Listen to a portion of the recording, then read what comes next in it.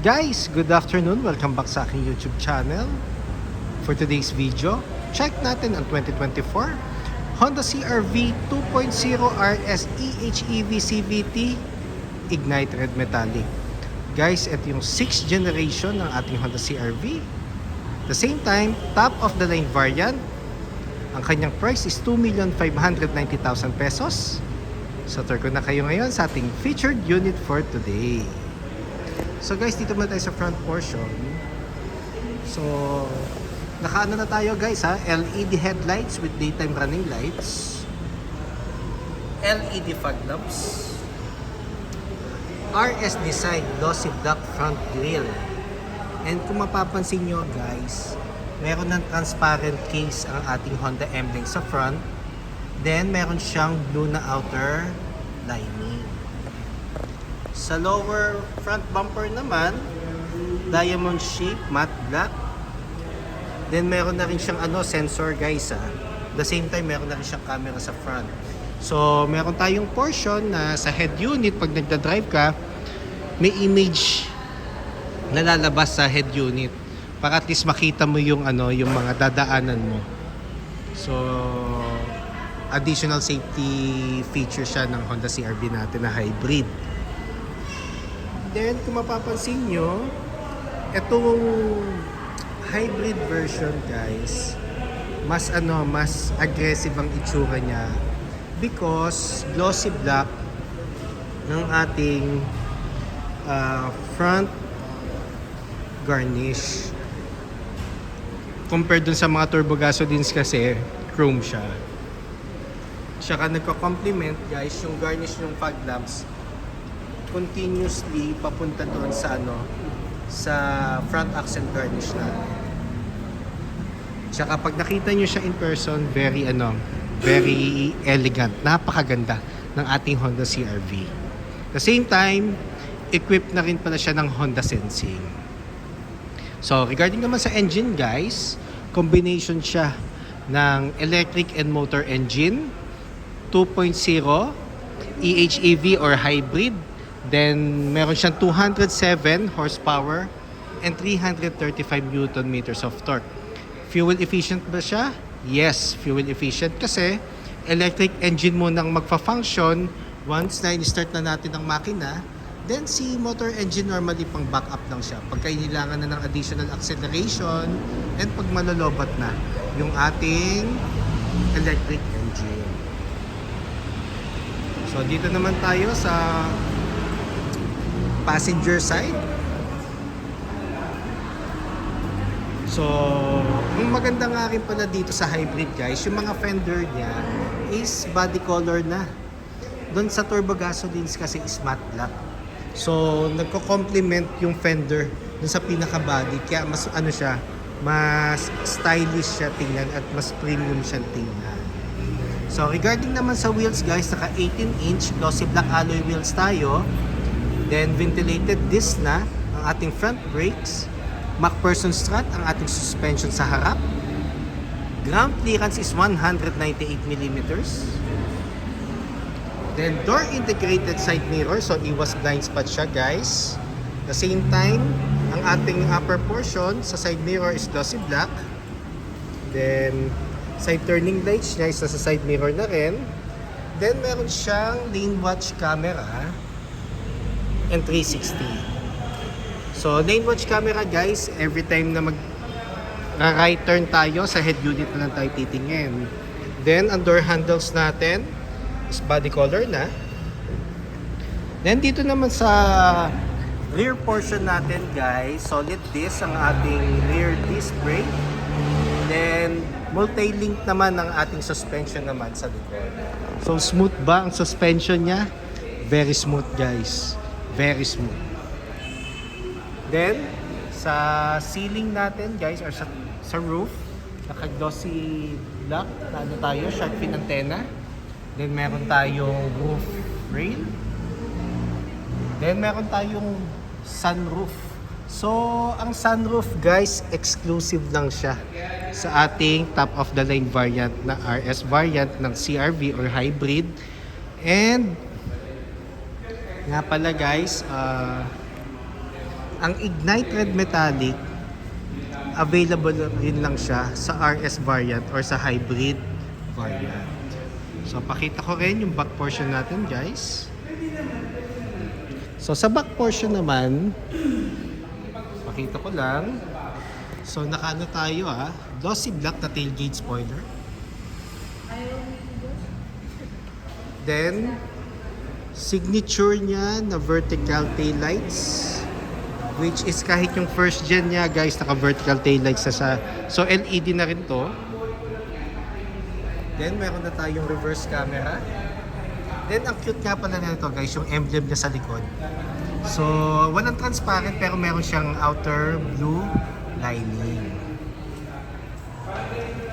Then meron tayong 4-eye backup sensor. Then dual muffler. So regarding naman consumption niya, guys, normally based on Honda Philippines, nag-range siya up to 33 kilometers per liter. Pero normally it's more on mga pangrektahan na mga pang long drive na siya. So meron na rin siyang hands-free assist tailgate.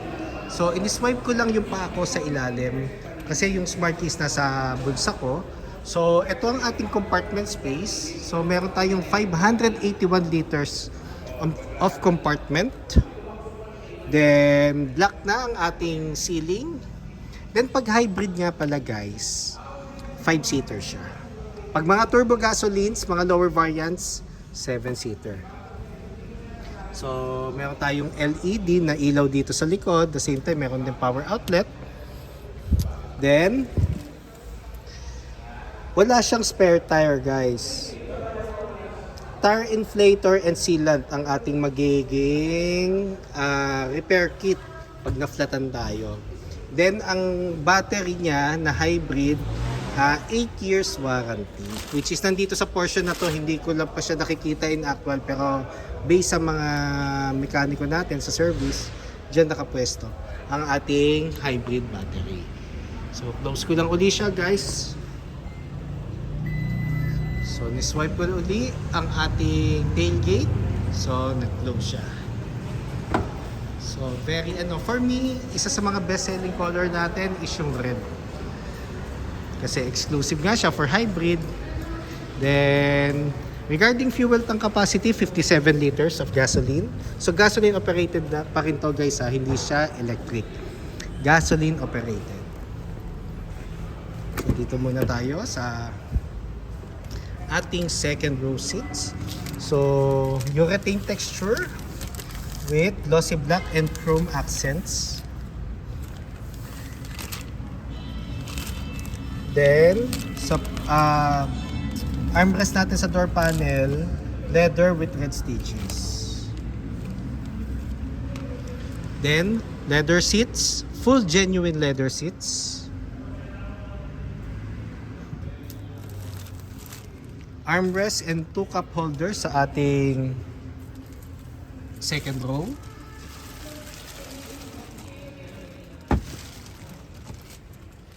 Then touch yung ating ilaw, yung mga map light natin, dome light natin is LED na, touch na siya. Then yung sunroof natin, guys, so normally mga pang yan, lalo na pag gabi, pag gusto mo makita yung taas ng skies, makikita nyo siya sa loob ng inyong CRV. Then sa middle section natin, meron tayong aircon vent and 2 USB charging ports Type-C. So lipat naman tayo sa front portion natin, guys. So ito naman, guys, with na rin siya, keyless entry, smart entry. So dito tayo sa door panel ng ating ating driver seat. So meron tayong memory seats dito. So 1 and 2, depende yan kung ano dadalhin mong susi. Yun ang i-adjust ng ating seats, driver seats. Kasi kung mapapansin nyo, sa Smart Key merong 1 and 2. So kung ano yung settings nyo, sa driver seat, yun ang memorize nung ng ating CR-V. Then dito rin yung kanyang switches. So meron tayong power folding side mirrors and adjustment ng mirrors left and right. So dito mo siya adjust sa kanyang knob, central door lock, window lock, and window switches. So the good thing about sa driver seat natin guys, power seats na siya with lumbar support. So ang maganda rin sa front seats, sa passenger seat natin guys is na rin siya, power seats na din. So kung makikita nyo sa side, may ambient light.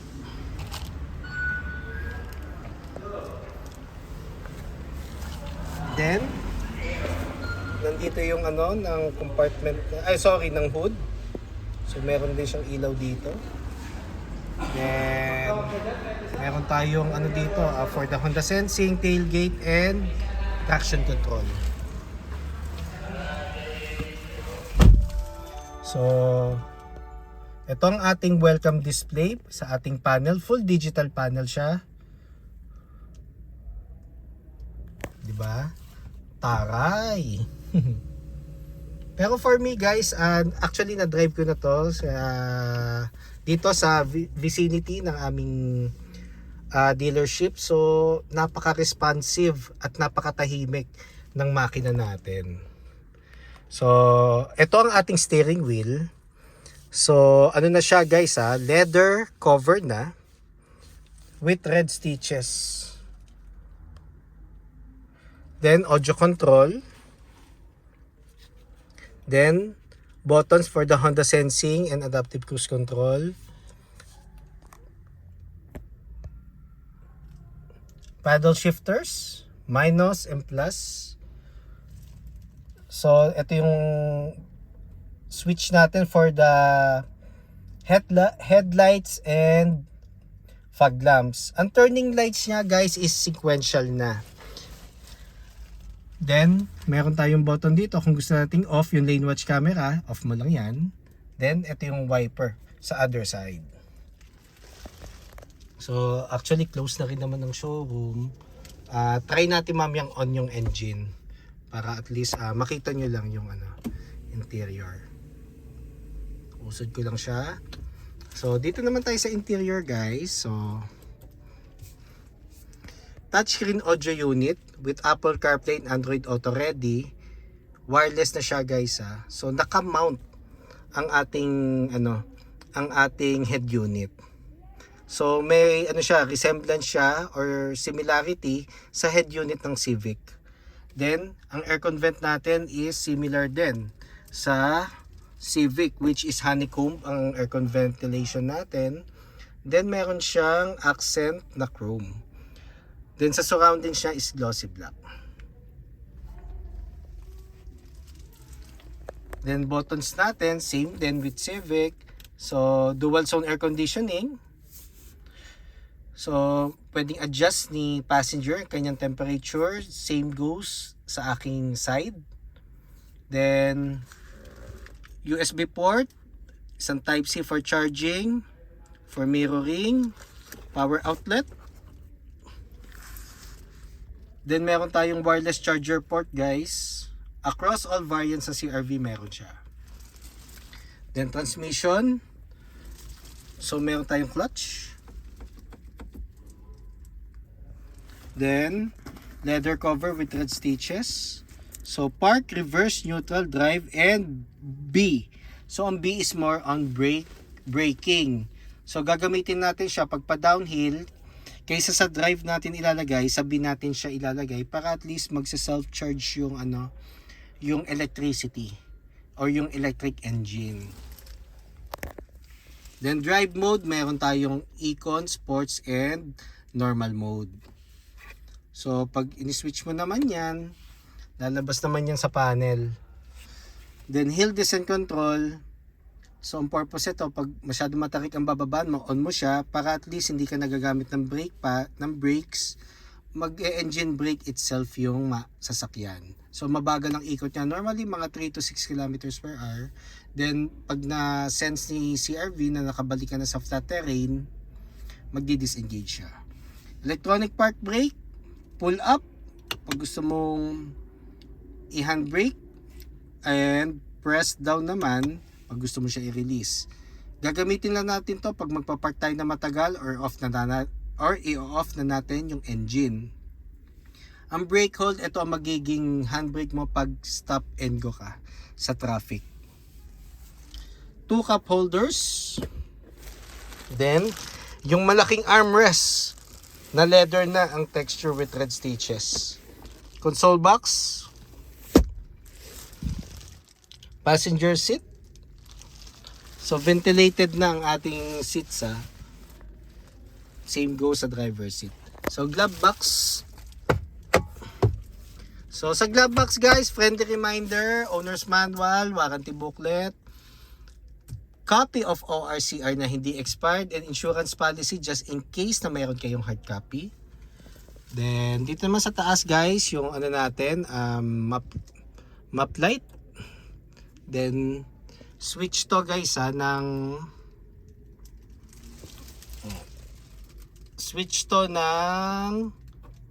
sunroof, itong dalawa. Then visor with mirror and light, same goes sa other side, sa passenger side natin. Then airbags, syempre hindi magpapahuli ang CRV dyan. Wrap around airbag, so side airbags meron sa sides, then side airbags din sa front seats, dual front airbags, knee airbags meron din. So regarding safety, hindi magpapahuli ang Honda. Very conscious pagdating sa safety features. Then push start button na rin pala siya guys. So just in case gusto niyo magpa-book ng test drive or even discounts for cash payment terms and bank PO, bank display for our bank partners, low down payments, parts inquiries and service appointment, don't hesitate to call or text 0906-386-8937 or visit me at 141 Quezon Avenue, Quezon City, and look for me, Ross Oliver Cruz, ang inyong friendly sales executive here at Honda Cars Quezon City, providing a hassle-free transaction to all customers since 2016. Looking forward to meet you here guys, and pa-follow na rin sa aking Facebook page, Honda Cars Quezon City Best Deals, Ross Oliver Cruz, or even sa aking personal account, Ross Oliver Cruz, and kindly subscribe na nga rin pala sa aking YouTube channel para maging updated sa mga susunod na videos. Yun lang guys, thank you and God bless.